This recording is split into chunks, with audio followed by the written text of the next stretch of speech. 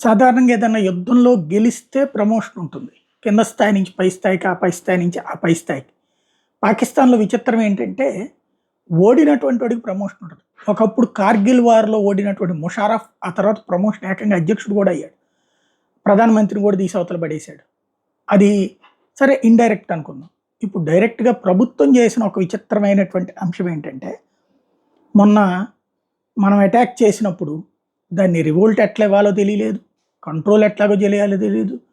వాళ్ళు పంపించిన మిస్సైళ్ళన్నీ కూలిపోయినాయి. వాళ్ళు పంపించిన డ్రోన్‌లన్నీ నాశనం అయిపోయినాయి. విచ్చలవిడిగా దెబ్బలు తిన్నటువంటిది పాకిస్తాన్. చివరికి ఎయిర్ బేస్‌లను కాపాడుకోలేకపోయింది. బాలిస్టిక్ మిస్సైళ్ళతో భారత్ దెబ్బతీసిందని ప్రధానమంత్రికి ఫోన్ చేసి చెప్పుకునే కర్మ పట్టింది. దారుణమైన ఓటమి. కానీ మీడియా, సోషల్ మీడియా, ఇంటర్నేషనల్ మీడియాలో చైనాకు అమ్ముడుపోయే సరుకులతో గెలిచామని ప్రచారం చేసుకున్న తర్వాత ఇప్పుడు వీడినంట జనరల్ అసీం మునీర్ కాస్త ఫీల్డ్ మార్షల్‌గా ప్రమోట్ అయ్యాడట. Highest military rank.